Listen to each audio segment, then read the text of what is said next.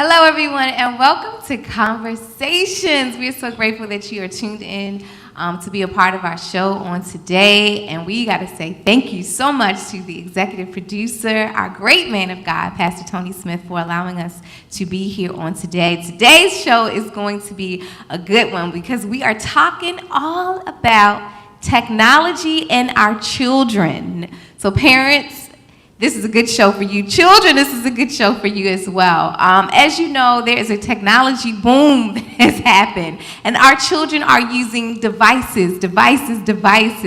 And we want to talk about, on today's show, the effects that it may be having positively or negatively on our children on today. So welcome, ladies. You all are beautiful, and we're going to get right into the show. So let me ask this. Do you think when it comes to technology, do you think it ruins our children's development? I don't think it ruins their development. I think it's a great tool when used properly. It could aid in their development. I'm dealing with a two-year-old and a 3-year-old in my home, and I'm amazed at how much they learn from just watching little educational shows. They're talking about planets and stars and excavator and stuff I never would have dreamed of when I was their age. So I think when it's used in a proper format, that it can be a great learning tool, but there's also the flip side with the games and the fun stuff and the little videos and all of that. So it's got to be a little balance, I think. I agree with Minister Rachel. I believe that it has to be balanced. There are some games that are good that educates our kids, which is very good. But then there are some things that don't educate our children, which can cause issues.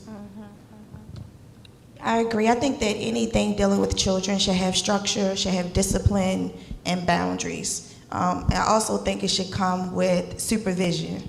A lot of children can, participate in watching videos and games, but if there's no supervision, you have pop-ups, you have videos that are related and associated that children can have access to. You have social media where they may have specific followers, but then they have the explore page. And so things that they are not intending to view or be a part of, they're exposed to it unintentionally. So I think that discipline is important, structure is important, but I think supervision is very important on our end as parents, family members, and adults. I agree, and I think a part of it has to do also with, as has been indicated, the age of the person who is using the technology. Younger children, for instance, they have to develop fine motor skills and gross motor skills, which means that they're able to handle some things. I've watched some of the younger children in my family, and I'm amazed at how quickly they learn to manipulate with those thumbs and stuff like that. But my concern is, especially now, some of them use the tablets and the iPads, which is with a screen which is a little bit larger and so forth. But my concern is also about what it may have to do with their development of their proper vision. Even people, older people have been told about the importance of, if you watch a computer screen or a certain kind of screen over a length of time, it can produce some ill effects in terms of one's vision. So especially with younger children who their vision is still developing and so forth, we have to be careful that they're not spending too much time staring into it. And even with manipulating and so forth, they have those thumbs and they'll be going on big time and all like that. But it may be at the expense of manipulating other parts of the hand as well. So it's a lot of things. There are positive and negatives about almost anything that we do. So the important thing is, are we paying enough attention to monitor it? And as Minister Bree has said, where it needs to be adjusted according to the age of the person, be attentive to that. And one other thing, those who are not that familiar with how technology is exploding and the new things that are, just get a cell phone, okay? By the time you get a cell phone, they've already told you they're already working on the enhanced models, which are like 5 years past that point. So we're always constantly learning and developing and so forth. So we really have to be careful about how we monitor stuff, because it can have a good effect, but it also can be negative if it's not properly used. Agreed. I think I'm gonna go back to what you said about the cell phones. I know me and my son's father made a decision. I think he was like 14 or 15, and we said we'll give him a cell phone. I think nowadays they're getting much younger than that, but there used to be an age limit or age time frame when that person or that child should receive some type of device that they're able to use, because it can be harmful to them. Yeah, because like my son is 12, and I think he had his phone when he was like 7, something like that, right? Because he was like a latch, or 8, I think it was 8. He was a latchkey kid, and so you know you need the phone to make sure they're walking home from school. But you're right, it's not 14 to 15 no more. You know, I want to go back to the motor skills. You mentioned about the vision issues. You know, the kids are always you just see them with the thumbs. Do you think all of this screen time that they have is making them delayed in their, skills with it being able to just talk one-on-one? Is it delaying their personal development? Brianna? I think it can affect social skills. If a child is constantly being entertained one-on-one with an iPad or cell phone, and they're not engaging in playtime with friends, I think it can harm social skills. But I think sometimes when it comes to certain games or certain apps, it does give audible teaching. There are certain words that children are hearing that helps you to enunciate or pronounce those specific words. So I think it's kind of like, 50-50.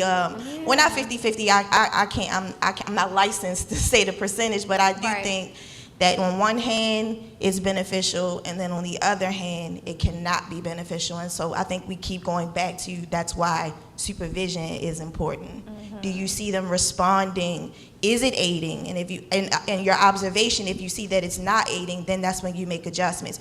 If you see that, wow, my child just came in here and knew how to say hello in French, okay, then it's beneficial. Why? Because they were watching, or some little Spanish character pronounce certain words. So that's why I said the supervision. Once you see that it is making an impact, then great. But if it is not making an impact, if it's causing them to isolate, if it's causing them to have tantrums because you're taking it away from them, then yes, I think it's making a negative impact. So I want to say this. So of course there are so many people on the internet that have their own opinions. They take their own polls. So this says there's a positive and negative effect. So I'm going to go back to this. It says that, speaking with Pastor Poole and Minister Bree said, it says that positive, it enhances learning. And the reason why they're saying that is because of the technologies that they now have in school. It increases their creativity and opportunities to make academic instructions more meaningful. It also fosters problem-solving skills, and it also develops future technological leaders. The negative part about it is it does diminish relationships and social skills, which I do agree. It stimulates health issues, just as Pastor Poole said, and it does reduces sleep quality. So I do agree to, again, I guess we've been saying the same thing, that it all has to be balanced. There has to be balance for it, but again, it can develop some great things in it, but I guess it all depends on whoever is that person's parent to make sure they foster it properly. I wanted to say this, and that is we have to understand that we, at this time in the development of technology and man's interaction in that area, it has also to do with, as Minister Bree indicated earlier, the socialization aspect of it. People can do so many harmful, destructive things because they're not really seeing someone face-to-face per se. Now, there are some that will do harmful things.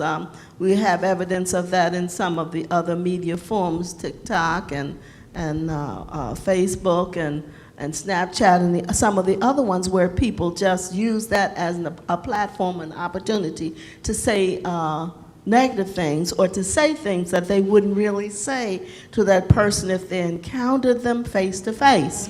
because they don't want to get the smack in the face. But the bottom line is that when we're talking about how people are interacting, my concern about it is that we have to understand that we don't live in strictly a virtual world.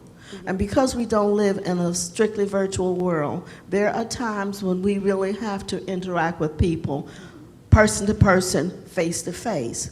And my concern is if all some people are comfortable with doing is communicating strictly virtually or where they don't have to interact with others, there is a decided lack of good socialization skills because they don't know how to act, how to interact with people.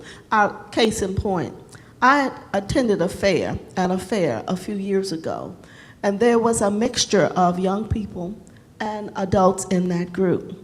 And when I looked at, I was at standing waiting to get a soda or something, and I was just glancing across the room.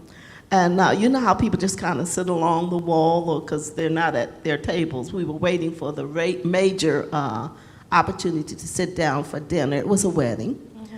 And I looked, and it was about four or five young people on one wall there sitting. They were sitting next to each other. I didn't know if they knew each other or not.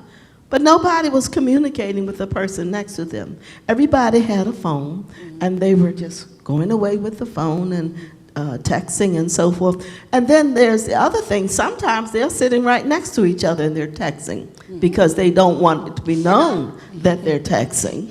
So I wonder why did you come here? What purpose was served by it? So it is a kind of an escape mechanism, I guess I'm going to say, for being able to avoid people and because you're just not comfortable with talking face to face with somebody, especially if you don't know them that well. But that's how you get to know people, you know? So I wanted to ask, with the way technology is a new form of socialization part of like the gamers?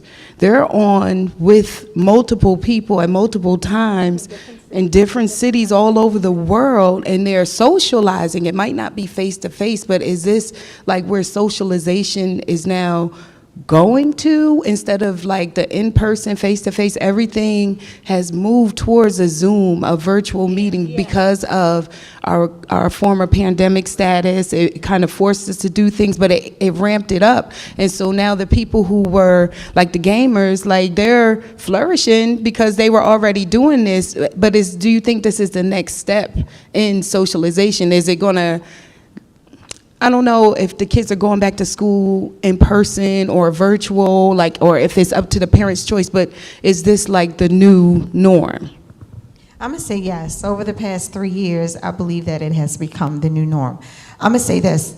My son has a PlayStation 5, and you can actually see the people in the there's like a little video. It depends on what game you have. He streams his game, so there is you can see the person while you're playing the game. You guys are interacting. It may not be an actual face-to-face, but I do believe this is where we're going. I said this before. I am not a Zoom person. I'm tired. I'm tired of Teams. I'm tired of it. But to help with where we are now in this time, unfortunately, I believe that's where we are headed. We are headed to, we have interviews. We no longer have interviews face-to-face. All of our interviews are over the computer. That's just where we are now. So I believe that's where we're going, unfortunately. I mean, it would be nice to have things change, but that's how things are now. So. And so that's where I get a little afraid, because you have, and what Elder Chantal said, with gamers from a different state, right? So now I have my 7-year-old or my 5-year-old potentially gaming with some 35-year-old man, right? And so in some cases, to me, this is not for please no one take that I'm saying this is everybody, but everybody does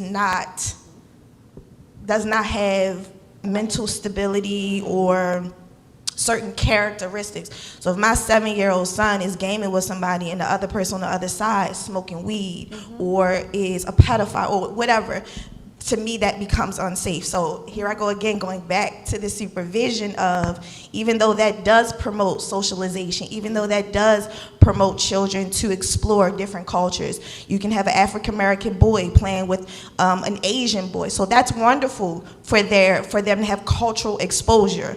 But if it is not monitored, and if it is not structured, if it's not disciplined, that can open up the door where you have people that are following on social media, and they begin to DM these children, and children sometimes overshare. Mommy and I are at the store. I live here. So you have a child oversharing. Your children tell everything, right? So imagine, to which they don't recognize a stranger. This is my friend on Facebook, but this is a stranger in real life. And so that's where, to me, things like that become very dangerous. Little girls being on social media thinking they're innocently doing a TikTok, but they're doing a TikTok in their underclothes. That, to me, that's where a child doesn't, they're not trying to be provocative. They're not trying to be, enticed, but they're innocently at home in their bedroom doing a TikTok, but they have their underclothes on. So that's where it becomes, to me, unsafe. And that is our responsibility to monitor and to make sure that it's being properly used, because all the time it's not being used negatively. But if someone on the other end of the screen wants to use it negatively, that's when it becomes a safety issue to me. And I want to say one other thing about that, and I'm saying it from the standpoint of being a grandma, of being a great grandma, and also because I love my family. So it took some doing, as for many of us during the pandemic time, and the only time we could really interact was using the media that was available. I was grateful for that, because at least we were in touch. But when I had the opportunity, and I was grateful because I could see the grandchildren growing, but a real parent wants to hug and do all that stuff, so I missed that. And when I did get a chance to finally get my hands on them and kiss on them and hug them all I wanted and so forth, I was just so elated, because there is that power of that personal touch and that communication, which I really miss. Now, I'm not on the media all the time. I can do a little something. But the thing that I make is, and the point that I make is, there's always the value of the personal touch and the personal interaction. So I know that the media is not going anywhere, because it's the wave of the future. But as we said before, we really need to find ways so that its negative impact is not quite so negative in terms of who it influences. I was thinking, as both of you were talking, as Minister Brianna was talking, I was like, but there are parental controls. And I don't know, I know a lot of people know, and maybe people don't know, but there are, you can literally go onto, your Netflix and say, these type of movies with this rating, the children can't watch, and on your phone, there's things like that to help, because at the end of the day, you're so right. Like, they are looking at this stuff, they are interacting with people, and we are at work, we just like, what you doing? Oh, I'm on my phone, oh, I'm on the game. And so it draws me to this question. As parents or guardians or nieces, aunts, spiritual mothers, those that are in charge of children, do we use technology as a way to raise our children, opposed to, read a book? Do we say, all right, go ahead and just take your phone, take your game? And is that necessarily a good thing or a bad thing? Well, you can read your book on your your iPad. That is so true. So, they got, Apple got an audiobooks. My nephew was like, you should read a book. He was like, I'm reading a book. And he had it on his, so, I mean, but the key word is read. Yeah. So whatever that reading, as opposed to just playing, because reading broadens people. It increases their ability to communicate effectively. And it also is an excellent way to help them to engage their critical thinking skills, because we want to raise or bring up a generation who are the ones who will be the inventors and the solvers of the problems that confront man. But they need to learn how to think critically and outside of the box in many instances. And reading is a way of broadening them, because they're being exposed to the thinking of others, so that they think that only their idea is the one. But also that there are other people who have examined certain concepts in some way that they can relate to, and if they want to kind of expand on it, they can, because they're using critical thinking skills, so it's important. I do think that all children learn differently, and their attention span is different. So I think that you use it to your benefit. If you realize that picking up a hard book is not being beneficial, but because they gravitate to the device, I think that's when you use the audible book. If you see that picking up a paper book is not being successful, but they are gravitating to that whatever article online that they picked up, then that's when I think that you use it. But I think that but there are going to be cases where the virtual world could crash, right? Or there could be a power outage, or like anything could happen, right? So if you are so codependent on everything, like I know sometimes mobile banking, all of that is just like, one time I couldn't even remember the last time I went to the bank, because I transferred money from one account to another. So if I become so codependent on doing it that way, whenever the mobile banking is upgrading and at your convenience it's not working, now I have to know how to go to the bank, write a check. So the point, I'm using myself as an example, that if there has to be a balance of using social media or virtual world or games, but children still knowing how to go to the library or go to Barnes and Nobles, or not Google how to do something, but actually, so I just think it's a balance of that. Sometimes you will not have the ability to have access to electronics.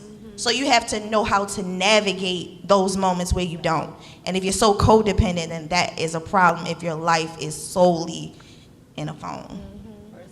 That's really good. So I'm gonna say this. So I do agree with you that the time when we have our kids and JoJo is making too much noise, I'm like, take this laptop and sit down. You know what I mean? But let me tell you the positive part about having that laptop, because you can say, okay, JoJo, I'm gonna sit down and read this book with you because your teacher said you're not doing well in reading. Okay. So we get this hard book, we sit down, we read. And some of the words I know I can't pronounce very well, right? But that computer can translate the word that you're trying to figure out. So that's a positive thing. But as Minister Bree, Pastor Poole was saying, if you are monitoring, you say, okay, we're going to sit down, get your app or whatever it is, your laptop, we're going to sit down and we're going to go through this, we're going to read this together. And then they have some apps where they spell it out, like Google. You can go to Google and it technically tells you E-R-I, like it tells you how to say it. So I do agree it can be unsafe, but at the same time, it can be a good tool to have. I'm learning in this show that we really have to be great gatekeepers of especially younger children's technology, and also we are the ones to create the balance. So if you find that they're playing a lot of games online, let's introduce hard board games. I remember Trouble. Trouble was my favorite. Monopoly, Operation, all of those games that are still in the stores, but we may not necessarily have in our homes because the games on the phone, a puzzle on the phone is nice and it's good, but what about a puzzle let's put together, you know, live and in person instead of going online. So I'm learning that the technology like we said, we have the good and the flip side if it's not monitored. But I see so many benefits to the children and younger people being exposed to it and learning greater things than what I have inside of me to teach them. Or, the people around, they can get exposed to great things, but it's also we are the gatekeepers so that those things, especially that language, like with the gamers, I know the language is a big thing for me. I don't want a little 3-year-old saying, these negative words. Like, we are the gatekeepers. Do you think, let's talk about the amount of screen time. Like, I know before we start the show, Mr. Rihanna said, what was the statistic that you said? When I read online, Yeah. and it could be wrong, right? I don't know, but it said that it should be limited to an hour a day. Which is that reasonable? What y'all think? Is It that blew my reasonable, mind. It blew my I said, wow, because the people I know, they're getting more than an hour. But as we were discussing, there are different types of screen time. So I think we were saying leisure, possibly the leisure screen time should be an hour. But the reading the book that your nephew was doing, is that considered, that's not part of his hour screen time, right? You mean an hour being on a laptop? That's what it said, an hour. But I think, again, the hour plays a part in when they were talking about, because it affects vision. Yes. It affects sleep pattern and all those different things. So it may not necessarily be that it's unhealthy for them to game or to read. But I know for me at work, sometimes I'm on a computer and I'm like, I'm rubbing my eyes because the type of lights or whatever these things are made of, they're really, really strong. So I'm wondering if that's why it should be limited, because you're right. If you've been reading a book for an hour, that's not negative screen time. Right. Not negative, but you know what I mean? So maybe it has to do with, they said it aids to obesity. Because children are sitting.